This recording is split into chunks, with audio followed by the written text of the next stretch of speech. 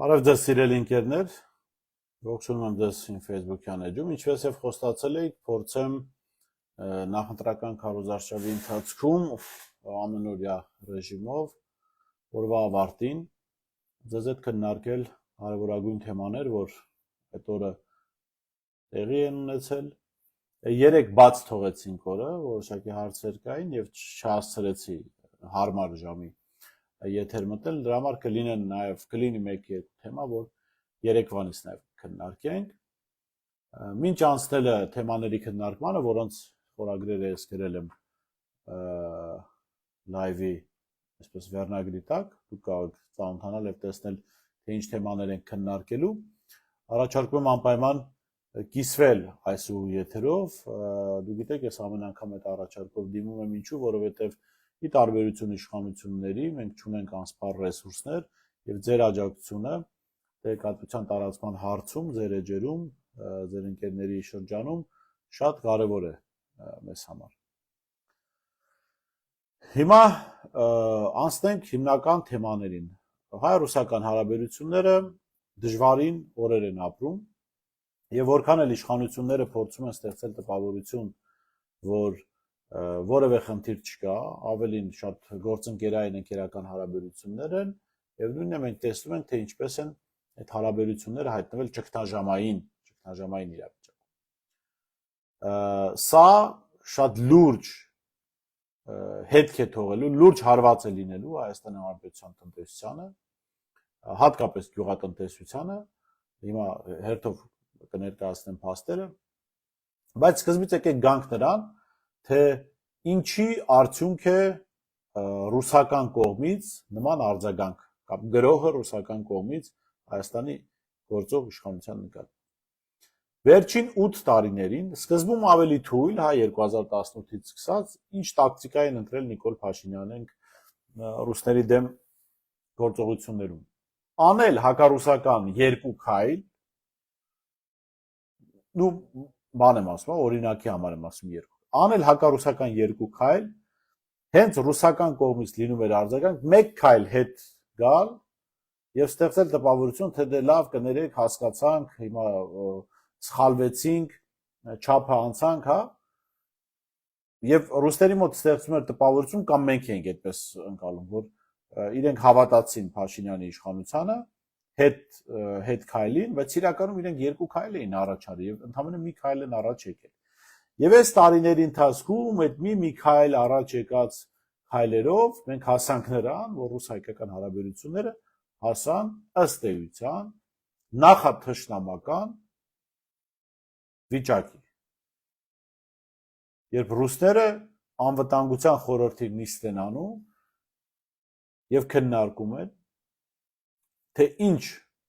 քայլերի դիմեն Հայաստանի իշխանությունների հակառուսական քաղաքականությանը հակազդելու, պատասխանելու համար։ Այդտեղ ենք հասել։ Աստված մի արասցե, իշխանությունները կարողանան որևէ կերպ կազմակերպել իրենց վերընտրությունը, ես ձեզ վստահեցնում եմ, այդ հարաբերությունները անցնելու են թշնամական ռեժիմի ու հենց Հայաստանի իշխանությունների կողմից։ Ուրեմն այդ քննարկումները, որ ղեկավարել է Շոյգուն, ուրեմն ես մի երկու լուր կընթերցեմ, որ երեք չեմ հասցրել ներկայացնել մեր լսարանին։ Ուրեմն ՌԴ անվտանգության խորհրդի քարտուղար Սերգեյ Շոյգուն հայտարարել է, որ Հայաստանի ղեկավարությունը վերջին շրջանում քայլեր է ձեռնարկում, որոնք չեն համապատասխանում Ռուսաստանի հետ դաշնակցային հարաբերությունների ոգուն։ Գաղտնիք չէ, որ այս երկրի Հայաստանի ղեկավարությունը վերջին շրջանում ձեռնարկում է քայլեր, որոնք չեն համապատասխանում Ռուսաստանի Դաշնության հետ դաշնակցային հարաբերությունների ոգուն, ասել է Շոյգուն չորեքշաբթի օրը հատուկ աշխատանքային խմբի նիստում։ Նրա խոսքով Հայաստանը միջազգային արտակներում պարբերաբար միանում է Եվրամիության դիրքորոշմանը, ինչպես նաև ակտիվ աշխատանք է տանում ԵՄ չափորոշիչներին համապատասխանեցման մաքսային եւ առևտրային ռեժիմների սինխրոնացման ուղղությամբ, ինչը կարող է չհամապատասխանել ԵԱՏՄ շրջանակում Հայաստանի ստանձնած պարտավորություններին։ Անցկացվում են համատեղ ռազմական զորավարժություններ։ Վերջին տարիներին Հայաստանի ղեկավարությունը կատարել է մի շարք միանշանակ ոչ բարեկամական քայլեր, այդպես են գնահատում միջազգային քրեական դատարանի կարգավիճակին միանալ, ինչպես նաև ռուս քաղաքացիներին երրորդ երկրներին հանձնելու դեպքերը, նշել է նա։ Շոյգուն քննադատել է նաև այն, որ Երևանը հնարավորություն է տվել Ուկրաինայի նախագահ Վլադիմիր Զելենսկուն ելույթ ունենալ Եվրոպական քաղաքականամարքի գագաթնաժողովում ՌԴ անվտանգության խորհրդի քարտուղարի խոսքով Զելենսկու ելույթում հնչել են սպառնալիքներ Ռուսաստանի հասցեին, այդ թվում հաղթանակի շքերթին հարվածնել հասցնելու վերաբերյալ։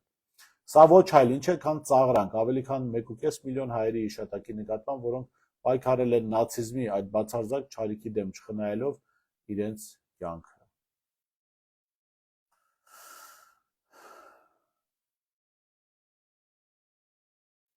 Սա մեկ,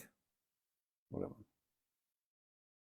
1.5 միլիոն, այո։ Մի խոսքով չգիտեմ այդ թիվը ինչին է վերաբերում, ամեն դեպքում ընդհանուր պատմությանն է, հա, առնչվում։ Ուրեմն հաջորդ հայտարարությամբ, ահա, էլի Սերգեյ Շոյգու, ՌԴ անվտանգության խորհրդի քարտուղար Սերգեյ Շոյգուն հայտարարել է. Մոսկվան հասկանում է Հայաստանի ղեկավարության ցանկությանը շարունակել օգուտներ ստանալ Ռուսաստանի հետ հարաբերություններից։ Մենք լավ հասկանում ենք Հայաստանի ղեկավարության ցանկությունը շարունակել տնտեսական օգուտներ քաղել մեր երկրի հետ հարաբերություններից, ասել է Շոյգուն։ Սակայն համագործակցությունն ու ռազմավարական գործընկերությունը երկկողմանի երթևեկության փողոց են։ Այդ պատճառով առաջարկում ենք այժմ քննարկել Հայաստանի հետ քաղաքական, տնտեսական եւ անվտանգության ոլորտներում հետագա համագործակցության կառուցումը։ Սա շատ կոնկրետ քննարկում է Ռուսաստանի բարձրագույն իշխանության կողմից եւ կոնկրետ հարցադրումներ են։ Ասում են սիրելի Հայաստան, սիրելի Հայաստանի իշխանություն, Հայաստանի քաղաքացիներ, մենք դեմ չենք ձեր ընտրությանը, մենք չենք ուզում ազդել ձեր ընտրության վրա, բայց եթե դուք ընտրություն եք կայացնում ի օգուտ Եվրամիության, եթե դուք գնում եք դեպի Եվրամիություն, ապա խնդրեմ դադարեք մեզնից տնտեսական օգուտներ ստանալ։ Սա պիտի թարգմանել ու հասկանալ, այս մարդիկ ինչ են ասում։ Ասում են հնարավոր չի դուք միանաք մեր թշնամիներին եւ միևնույն ժամանակ փող աշխատեք մեր հաշվին։ Դուք չեք կարող միանալ մեր թշնամիներին եւ միևնույն ժամանակ հայտարարել, որ մենք ձեր կողքին ենք կամ ձեզնից տնտեսական օգուտներ ստանում ենք, քանի դեռ այնտեղ գործընթացը չի ավարտվել։ Շատ պարզ մարդկային լեզվով բացատրում են։ Նիկոլ Փաշինյանը եւ ԿՊԱ-կան խմբակը արդեն իսկ հասկացել են, թե ինչ է սպասվում իրենց։ Իրենք ուզում են, որպեսզի այս պատկերը ռուսական տեղեկատվական, քարոզչական գրոհի արդյունքում չբացվի գոնե մինչև հունիսի 7-ը։ Դրա համար էլ Նիկոլ Փաշինյանը երեք Վանաձորում, Լոռու մարզում ընկել Պուտինի ոտքերը, թե բա Պուտինի հետ ունեմ ջերմ ընկերական հարաբերություններ։ Արա քո պատկերացրած ընկերությունը սա է, այսինքն դու մարդու հետ իբր ունես ընկերական հարաբերություններ, անձնական դաշտում։ Միևնույն ժամանակ Ռուսաստանը թղթերով գոնե Հայաստանի ռազմավարական դաշնակիցն է, Հայաստանն էլ հակառակը Ռուսաստանի ռազմավարական դաշնակիցն է, ու սրա հետ զուգահեռ քո իշխանությունը, իրավապահ համակարգը թիրախավորում է միայն Ռուսաստանի հետ դաշնակցային հարաբերությունների կողմնակից ուժերին։ Այդ ինչ ընկերություն, այս իզվրաշեն ընկերություն, այս ինչ դեֆորմացված պատկերացում է ընկերական հարաբերությունների մասին։ Այս ինչ դեֆորմացված պատկերացում է դաշնակցային հարաբերությունների մասին։ Իսկ Նիկոլ Փաշինյան, քո համար ընկեր են նրանք, ում դու անպայման դավաճանում ես։ Պետք չէ այդ մարդկանց քո ընկերությունը։ Կամ երբևէ լսել եք, որ Ռուսաստանի Դաշնության նախագահ Վլադիմիր Պուտինը հայտարարի, որ Նիկոլ Փաշինյանը իր ընկերն է։ Մի անգամ ասել է, որ Նիկոլ Փաշինյանը դավաճան չի, ես կարծում եմ արդեն փոշմանել են դրա համար։ Բայց չեմ հիշում, որ ասած լինի, որ Նիկոլ Փաշինյանը իր ընկերն է։ Ես վստահ եմ Պուտինի համար Նիկոլ Փաշինյանը իր շան ընկերը անգամ չի կարող լինել, որտեղ նորմալ շուն ունի, կարծեմ ազնվացեղ շուն ունի Պուտինը։ Եվ սա էլ ոնց որ հարաբերությունների փչացման ձև է, երբ աշխարհաքաղաքական իմաստով Ախուրյանցի անոյի հեղինակությունն ունեցողը ասում է, որ Պուտինի ընկերն է, իրականում հեղինակազրկում է այդ մարդուն։ Պատկերացնում եք, աշխարհում նստած են, մեկ էլ ընթերցում են լուրեր, որ Նիկոլ Փաշինյանը Պուտինի ընկերն է։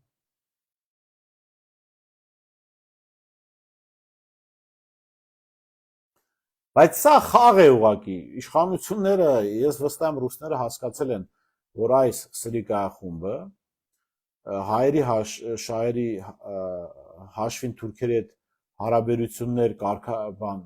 դզող քիրվայություն անող իբր այս խմբակը ոչ մի ընկերություն կամ դաշնակցային տրամադրվածություն չունի, իրենք միայն ուզում են օգտագործել այս ժամանակը Հայաստանի քաղաքացիներին խաբելու համար, դրա համար հիմա Նիկոլ Փաշինյանը կձևացնի թե սիրում է Պուտինին, կձևացնի թե ընկերն է, կձևացնի որ պատրաստ է ընկնել նրա ոտքերի տակ փալասի փոխարեն, հա, միայն թե մինչև հունիսի 7-ը որևէ որոշում չկայացվի, որը խնդիրներ կստեղծի եւ որը կստիպի հանրությանը հարցեր տալ Նիկոլ Փաշինյանին։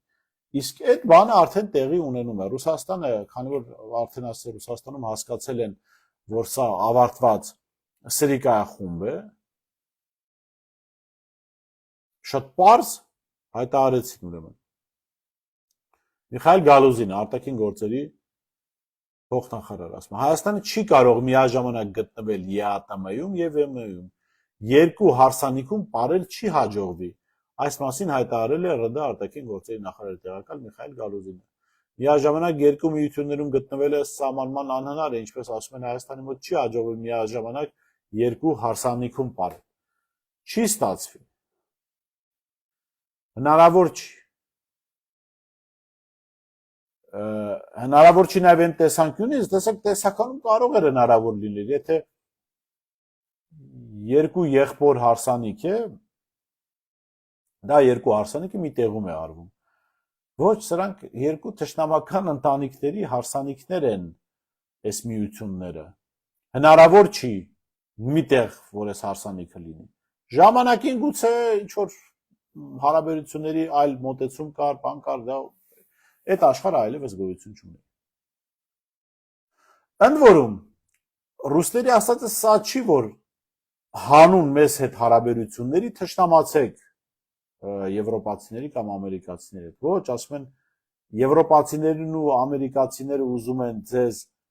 որպես գործիք օգտագործել մեր դեմ, մի դարձեք գործիք, մնացեք ԵԱՏՄ-ում, պահպանեք այդ հարաբերությունները արևմուտքի հետ, բայց մի դարձեք գործիք մեր պետության դեմ։ Եվ այստեղ պետք է հասկանալ ռուսներին, գիտեք, սիրելի հայրենակիցներ, որքան էլ դժվար է, մենք պետք է քաղաքական հարցերին մի փոքր էմոցիայից դուրս նայենք, այսինքն այո, այն որ Ռուսաստանը օրինակ որոշում է կայացրել, որ ծաղիկ արտադրողները Հայաստանից չեն կարող ծաղիկ արտանել Ռուսաստանի Դաշնություն, մենք իհարկե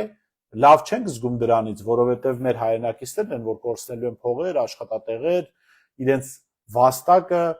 աշխատածը, ընտանիքով թափված քրտինքն է ջուրը ընկնելու, հա, սա իհարկե ված զգալու տեղ է, բայց ված զգալու ձատ մենք պիտի մի քիչ կողքից նայենք, հասկանանք, այս խնդիրը որտեղից է գալիս։ Այս խնդիրը կապված է Նիկոլ Փաշինյանի հետ։ Ինչու մինչև այս 8 տարիների ընթացքում ինչու նման սանկցիաներ չէին կիրառվում։ Չէին կիրառվում, որտեղ այնուամենայնիվ Հայաստանը ինչ որ գծեր պահում էր, լավ, միացել էր այս ինչ որ հակառուսական, քարոզչական աշխատանքներին, բայց Զելենսկուն Երևանում չէին ընդունում։ Եվ Զելենսկին Երևանից Ռուսաստանին չէր սպառնում։ Հիմա արել ենք հայլ, պատասխանը գալիս է, արել ենք հայլ, պատասխանը գալիս է, այդ գրոհը արդեն սկսված է, ռուսները հասկացել են, որ գործ ունեն անբարո, անպատիվ իշխանության հետ։ Ու այդ իշխանության հետ պետք է խոսել այս լեզվով։ Հաճելի է, ոչ, որովհետև ինչպես նախագահ Քոչարյանը այսօր ասեց, Փաշինյանը մտել է կազինո, առատորեն պարտվում է, բայց ինչու է պարտվում, ինչու անհանգիստ չի այդ պարտության համար, որովհետև իր փողերը չի պարտվում, պարտվում է ժողովրդի փողերը, Հայաստանի բյուջեն, Հայաստանի ապագան, Հայաստանի անվտանգությունն է պարտվում։ Այդ դրա համար անհանգիստ չի մարդը, որովհետև կազինոյում պարտվածը իրենը չի, այ որ իրենը լիներ, երևի թե կմտածեր կամ կողքից կբզեին, ասեին ոնց որ շատ պարտվեցիր, կարողա վարտիկով կամ առանց վարտիկի դուրս գաս այս կազինոյից։ Մարդը հասկանում է, որ կորցնողը ինքը չի։ Հայաստանի քաղաքացիներն հետո կորցնեն, ինչ է, եթե հավատում են Նիկոլ Փաշինյանին եւ կրկին այս ստերին ստերի հետևից են գնում, թող կորցնեն, սա է Նիկոլ Փաշինյանի համոզմունքը, ես վստահ եմ։ Հիմա ռուսները արդեն կայացրել են որոշումներ եւ Հայաստանից ծաղիկներ, ծաղիկ չի արտանվել Ռուսաստան։ Ընդամենը 7 րոպեից 12:00 կլինի, օրը կփոխվի 22 ամսի 22-ից Ռուսաստանը փակել է այդ ճանապարհը։ Հիմա լավ, հարյուրավոր ընտանիքներ իրենց բանը ապրուստը վաստակում էին ծաղիկ արտադրելով, հարյուրավոր մարդիկ աշխատում են այդ վաստակում են այդ ջերմոցներում աշխատելով։ Տարբեր ընկերություններ վաստակում էին այդ ծաղիկները Ռուսաստան արտահանելով։ Ինչ է լինելու ի վերջո։ Ես գիտեմ ինչ է լինելու։ Սրանք այս բաների ծաղրացուների իշխանությունը արդեն ասել է մի րոպե Արայիկ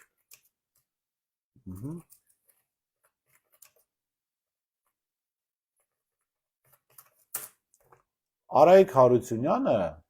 ինձ ասացին, որ առաջարկել է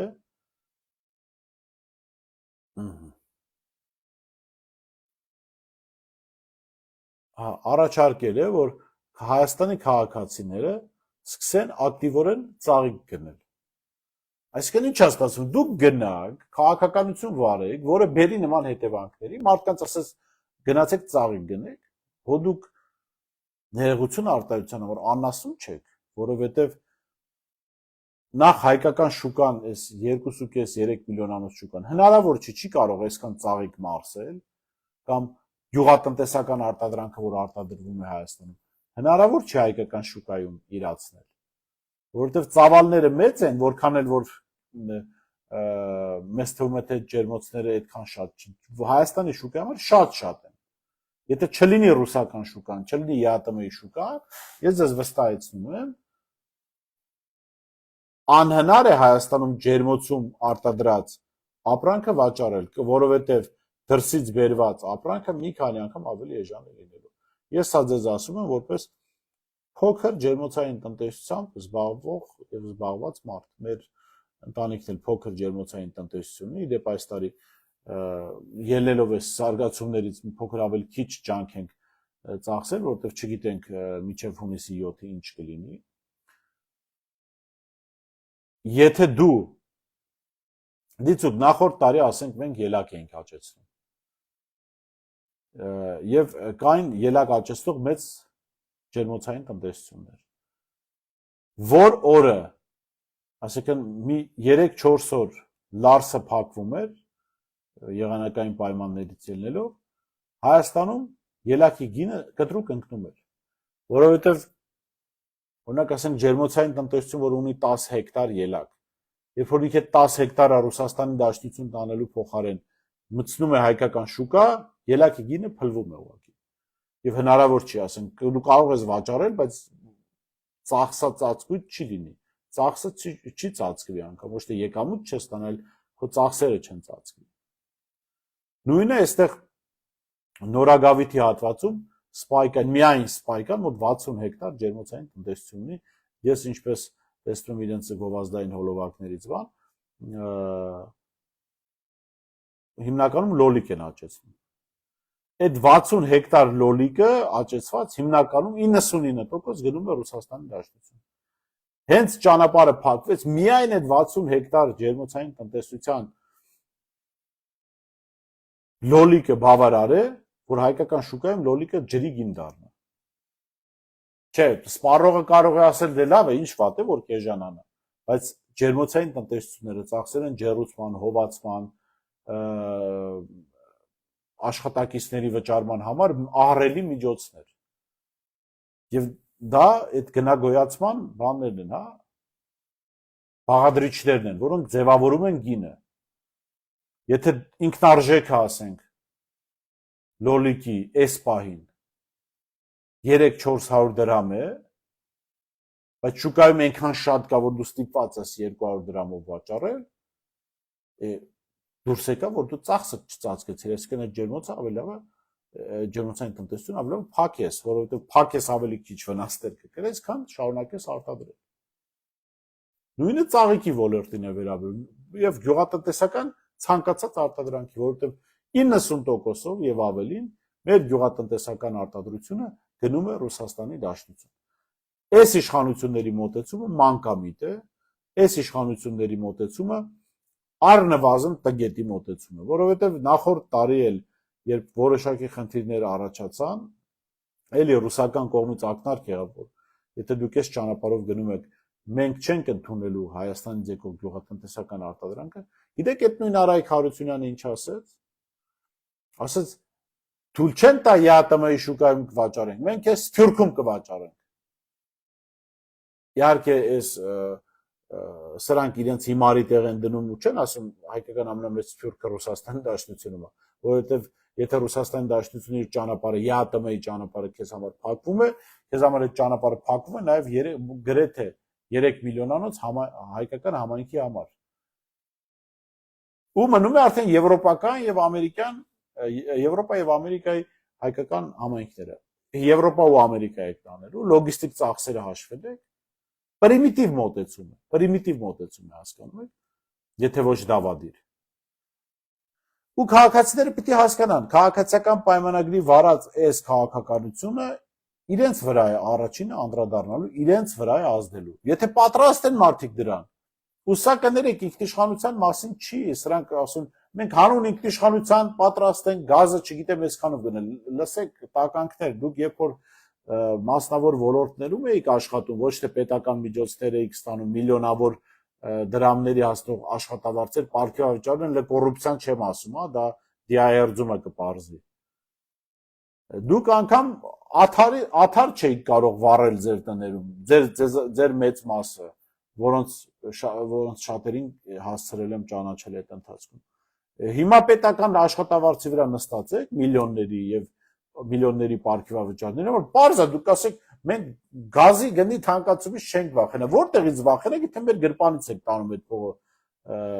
ձեր խնդիրները լուծելու համար, այդ փողը մեր գրպանից եք տանում։ Այ քաղաքացիները մտածելու են, որովհետեւ դժվար է իրենց համար պատկերացնել։ Ամեն տարի գարնանը էս մեր շրջակա գյուղերում ծիրանի ծառերի էտա տեղի ունենում եւ բավական մեծ ծավալի ցախ է կուտակվում։ Այս տարի այս շրջակա գյուղերում մարդիկ հասկանալով Փաշինյանի քաղաքականությունը այդ ցախը չեն վաճառել, հիմնականում վաճառում էին, ասենք, խորովածանոցներին, ռեստորաններին, բայց հիմա չեն վաճառում։ Ինչի՞ մի երկուսից հարցրեցի, մարդիկ իրական մտահոգություն ունեն, ասում են, եթե այսպես գնաց գազը թանկանալու է, մենք չենք կարողանալու անգամ ճաշ պատրաստել այդ գազով, ավելավ ախպերս ցախը պահեն, մենք ինչ գիտենք Նիկոլիչ քաղաքականություն է անում։ Իմ պատասխանը այդ մեր սիրելի հայրենակիցների մեկն է։ Սիրելի ժողովուրդ, մի ընտրեք Նիկոլ Փաշինյանին, մերժեք Նիկոլ Փաշինյանին եւ վստահեք գազը չի թանկանալու, այդ ցախն էլ պահելու կարիք չի լինի։ Չնայած եթե չգնաք ընտրությունների կամ Նիկոլ Փաշինյանին չմերժեք, երևի թե ցախը չէ, մի քիչ էլ պիտի աթար կողից ավելացնեք, որովհետեւ չի հերիքելու։ Քաղաքացիները պիտի գնան սա մերժեն, որովհետև սա ինքնիշխանության մասին չի կներեք։ Չի կարելի գնալ էշություն անել, վերջում ասել, այս մեր էշության տակից դուրս գալով մենք, որպեսզի դուրս գանք այս էշության տակից, մենք մեզ պիտի ավելի ինքնիշխան զգանք։ Հա, բայց ով էր քեզ բան ասել, ասեն ինքնիշխանության ինչ խնդիր կար, երբ որ դու գազը էժան էիր գնում։ Կամ ծաղիկ էիր կարողանում արտահանել։ Այսինքն մենք ավելի պակաս ինքնիշխան ենք, երբ որ ծաղիկ ենք արտահանում Ռուսաստանի Դաշնություն։ Հիմա արդեն մի րոպե անցավ 12-ից մենք ավելի ինքնիշխան դարձանք։ Մենք էլ չենք կարողանում ծաղիկ արտահանել Ռուսաստանի Դաշնություն։ Բրավո, սա ֆանտաստիկ ինքնիշխանություն է։ Մենք մի րոպե, արդեն 2 րոպե, 12-ից 2 րոպե, մենք ավելի ինքնիշխան ենք, քան 3 րոպե առաջ։ ԿՊ-ի տրամաբանությամբ։ Ի վերջո, սա կարճ այդ ինքնիշխանության ասվածի մասին է, հիմարների ասած։ Այդ բացարձակ ինքնիշխանություն ասված չկա, սիրելի հայրենակիցներ, հասկանում եք։ Որովհետև, տեսեք, ու աշխարհում որևէ երկիր բացարձակ ինքնիշխան չի։ Իրանը բռնեց Հորմուզի նեղուցը փակեց, աշխարհի ամենահզոր պետությունը Միացյալ Նահանգները առաջացա խնդրի առաջ կանգնեց։ Ինչու՞։ Որովհետև Միացյալ Նահանգները, որ աշխարհի ամենահզոր պետություններից մեկն է, բացարձակ ինքնիշխան չի, Հորմուզի նեղուցից կախված է իր տնտեսությունը։ Սա այս բարձ օրինակը բերում է, որ տեսնենք, որ այս հիմարների խոսացած ինքնիշխանություն դա ուղղակի հիմար թեզ այո, պետությունը անկախ պիտի լինի։ Հայաստանի Հանրապետությունը անկախ է, ու այդ անկախությունը պաշտպանվելու է։ Ու այդ անկախությունը, երբ որ օրինակ Ռոբերտ Քոչարյանը իր ընկերները շատ այլ մեր հայրենակիցներ պաշտպանում էին իրենց կյանքը վտանգելով կամ հիմքերն էին դնում այդ անկախության, Նիկոլ Փաշինյանը նման փորսուղը թռած էր բանակից։ Հիմնավորումն էլ այս էր, կա երկու վարկած, ասում են գժի թուղթ ունի մի վարկածով, երկրորդ վարկածով ասում են բան է, իբրև թե երրորդ եղբոր հիմքով ազատվել է զինվորական ծառայություն։ Չէ, երրորդ կիսավարկածներ կան, ասում են Վանո Սիրադեղյանն է խնդրել հարգարժան Վլադիմիր Գասպարյանին եւ կազմակերպել է Նիկոլ Փաշինյանի բանակից ազատվելը։ Այդ մարդիկ են անկախության հիմնադիրները, ոչ թե սրիկաները, որ ամեն օր ինքնիշխանությունից են խոսում։ Այնպես որ հարգելի հայրենակիցներ, վստահ եղեք, բազմաթիվ խնդիրների առաջ եք կանգնելու, եթե իշխանությունը չհեռացնեք։ Ու սա շանտաժ չի, սա վախեցնելու միջոց չի, մենք գործնականում տեսնում ենք։ Այս մարդկանց չի հետաքրքրում ձեր ապագան, չի հետաքրքրում դու ձեր աշխատածը ինչպես որտեղ եք վաճառելու, թքած ունեն դրա վրա եւ եթե կարողանան շարունակել ձեզ խաբել ու վերարտադրություն իրենց կազմակերպել, իրենց ընդհանրապես որևէ բան չի հետաքրքրելու։ Սա շատ լավ իմացեք, որպեսզի հետո չդժգոհեք սիրելի հայրենակիցներ, որ այսինչ եղավ, ինչպես ստացվեց, որ այսպես ստացվեց։ Մինչև անցնեմ հաջորդ թեմային, ընկերներս առաջարկում եմ հետևողներին, սիրելի ընկերներ, անպայման կիսվեք ձեր էջերում, 96 հոգի իմ լայվ ռեժիմով նայում է, խնդրում եմ, դժվարություն չի ձեզ համար, 30 հոգի արդեն կիսվել է իր էջում, դուք էլ կիսվեք ձեր էջերում, որպեսզի մենք հնարավորություն ունենանք ավելի մեծ լսարան ներգրավել իշխանության այս սրիկայությունների մասին ավելի լայն հանրության տեղեկացնել, որտեղ ես վստահ եմ, ովքեր հետևում են իմ էջին, իրենց շատ բան չկա համոզելու, չգիտեմ, ներկայացնելու, իրենք իմ չափ ինձանից ավելի էլ գիտեն, թե ինչ են անում այս իշխանությունները, բայց ձեր ընկերների շարքերում, ձեր ծանոթների շարքում կան մարդիկ, որոնք վստահաբար դեռ շարունակում են հավատալ այս իշխանության սնտերին, այնպես որ խնդրում եմ տարածեք այս լայվը եւ անցնենք հաջորդ թեմային։ Շնորհակալ եմ 12 հոգուն, ովքեր լսեցին օրդորս եւ տարածեցին, օրդորում եմ մնացածին էլ անպայման տարածել այս լայվը։ Ուրեմն հաջորդ թեման։ Իշխանության այս թռածների իշխանության բանը պաշտպանության նախարարը բառնել է ամոթ դրան ասել պաշտպանության նախարար։ Թե ինչից է մեզ պաշտպան կամ ինչից կարող է մեզ պաշտպանել, դժվար է պատկերացնել, հա, ու անհնար է պատկերացնել։ Ուրեմն ինչ է հայտարարում։ Ասում է, որ դիմում է Սամվել Կարապետյանին, Կարապետյանների ընտանիքին, ասում է ձեր տղաները չեն ծառայել բանակում։ Եվ այսպես, երեք էլ սրիկայության բաններ անցնել, ասում են ինչու մեկը չի զոհվել։ Սրանց համար պարտադիր ինչ-որ մեկը պետք է զոհվի, անհնար է։ Սրանք միջև հայաստանցի ու զոհվել, մեռնել, սպանվել չեն տեսնում, չեն հանգստանում։ Արյուն է իրանց սիրտը ուզում, հա։ Ես մի բան ասեմ, վստահ եմ, ովքեր ես երկար ժամանակ են հետևում իմ գործունեությանը, քննարկումներին, հաղորդումներին, գիտեն, որ ես շատ վատ եմ վերաբերվում այն մարդկանց, ովքեր չեն գնացել ծառայության, ազատվել են զինվորական ծառայությունից կամ որտի խոսքով ասած թռել են զինվորական ծառայությունից։ Ինձ համար դա անընդունելի է։ Եվ եթե հիշում եք, նախորդ մեր լայվի ընթացքում ես խոսում էի, որ մենք ի վերջո որպես պետություն պիտի հասնենք նրան, որ արգելենք պետական պաշտոն զբաղեցնել են մարդկանց, ովքեր չեն ծառայել հայկական բանակում, որտեղ հայկական բանակում ծառայել պիտի լինի պարտավորություն, պատիվ եւ արժանապատվության հարց, որովհետեւ այո, մենք ապրում ենք մի տարածաշրջան, որտեղ պիտի ունենանք ուժեղ բանակ։ Իսկ եթե մի բանակից հասարակության որոշակի խավ կարողանում է թռնել, որովհետեւ շատ փող ունի, կապեր ունի, բարեկամներ ունի, դա արդեն չի կարող ուժեղ բանակ լինել, որովհետեւ հասարակությունը արդեն ամուսնալությամբ է լցվում այդ բանակի նկատմամբ, որովհետեւ ստացվում է որ կյանքի իրավունք, մեկը ունի կյանքի բացարձակ իրավունք կարող է գնել, չգիտեմ, ծանոթով իր կյանքի իրավունքը ապահովել, մյուսը չունի այդ հնարավորությունը, պիտի գնա բանակ։ Ոչ, այդ քպական մոտեցում պիտի դադարեցնեն, որը նախկինում էլ կար, եւ բանակը պիտի լինի բոլորի համար։ Եվ բանակը պիտի լինի պարտադիր։ Առաջին հերթին իշխանական էլիտայի հարուստների տղաները պիտի գնան բանակ մեզ հետ մի շարքում կանգնած, որովհետև այս պետության բարիքներից ավելի շատ իրենք են օգտվում։ Այսինքն սա այն վերաբերմունքն է այն թեմային, որ մարդիկ չեն ծառայել հայկական բանակին, սա անց է։ Բայց հենց տեսեք այդ բանակում չծառայելու հարց ով է բարձրացնում, հա։ Սուրեն Պապիկյանը քաղաքացիական պայմանագրից,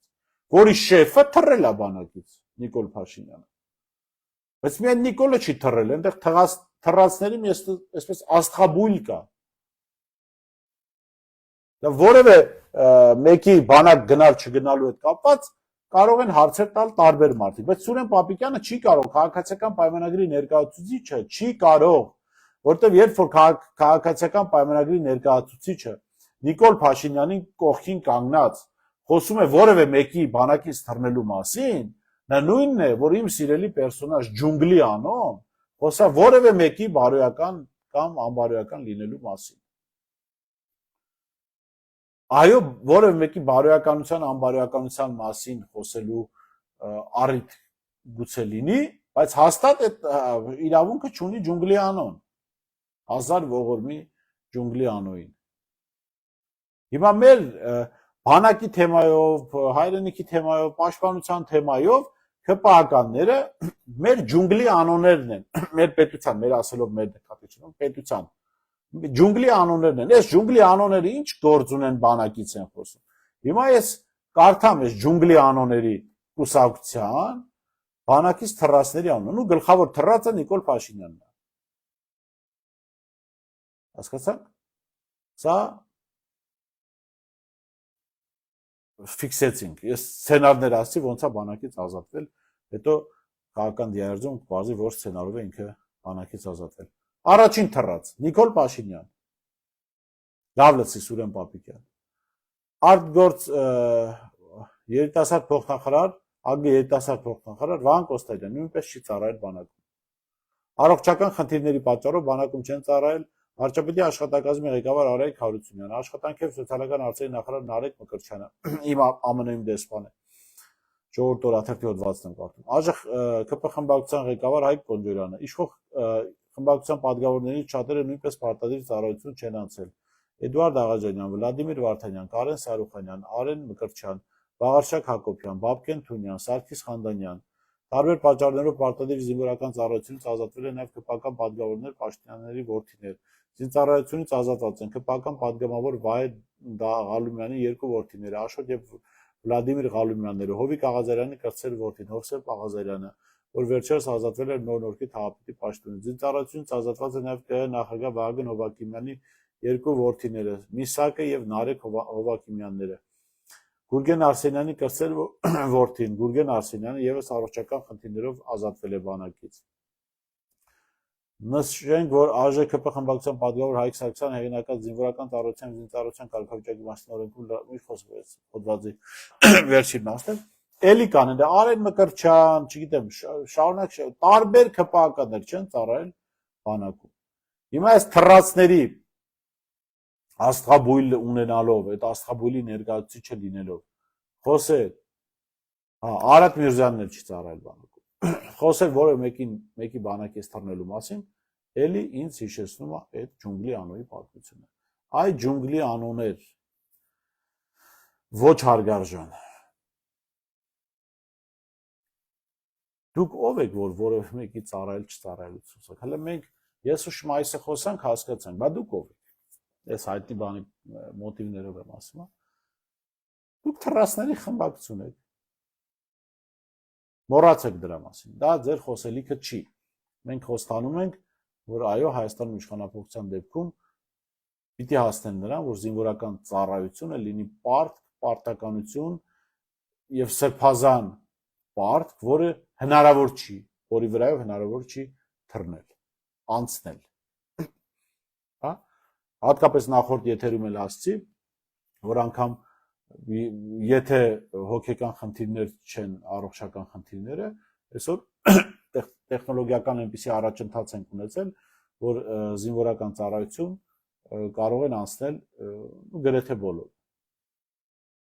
Մարդը կարող անգամ ոտքեր չունենալ, հատուկ պայմաններով չեմ ասում ունեք 1.5 տարի, մարդ կարող 6 ամիս ծառայություն մատուցել իր պետությանը եւ ինքն էլ նոր մասնագիտություն սովորի։ Կարող օրինակ FPV դրոն վարել սովորի մարդ։ Ինչպես որ պատերազմում շատ ավելի կարեւոր է, քան ոտքեր ունենալ, վազել, չգիտեմ, կրակել բան, հա։ Տեխնոլոգիաները փոխվել են, այնպես որ դա լինելու է, ԿՊԱ-ականներն էլ, որոնք փողով են բանակից ազատվել, դատվելու են դրա համար, դա միանշանակ, այդպես ամեն ինչը կբացահայտվի եւ դեռ կպարզենք, որ այսքան ԿՊԱ-ականներ ինչպես են բանակից ազատվել։ Երեք, քանի որ եթեր չէինք մտել, շպիոն Օնիկի պատմությունը։ Շպիոն Օնիկ Նիկոլը ինչ որ գործակալներ է փնտրում ու այդ հարցում մեղադրում է Անդրանիկ Թևանյանին, այսօր տեսակ Անդրանիկ Թևանյանի պատասխանը եղավ սա այսպես եղքելի հարձակում է ընդդիմադիր ուժի ներկայացուցիչի վրա, այս դեպքում Վարդգար Չարստյան կուսակցության երկրորդ համարի վրա։ Նպատակը պարզ է թույլատրել ընդդիմադիր ուժերին կամ ստեղծել տպավորություն, որ ընդդիմադիր ուժերը ուղղորդվում են դրսից, բայց ես կարծում եմ բոլորն էլ լավ են հասկանում, որ այս պահին Հայաստանում քաղաքական կյանքում դրսից ուղղորդվող մեկ ուժ կա եւ այդ մեկ ուժը քաղաքացիական պայմանագիրն է եւ Հայաստանի ներքին կյանքին խառնվող մի դուրս կա թշնամական եւ այդ թշնամական դուրսը Թուրքիան ու Ադրբեջանն են, որ ակտիվորեն խառնվում են մեր պետության ներքին գործերին իրենց դեսպանների քաղաքացիական պայմանագրի վերնախավի միջոցով։ Այսօր այսքան հարգելի ընկերներ, հեռուստատողներ, առաջարկում անպայման կիսվել այսօր եթերով լավ մնացեք, կհանդիպենք ու ամենայն հավանականությամբ կհանդիպենք վաղը։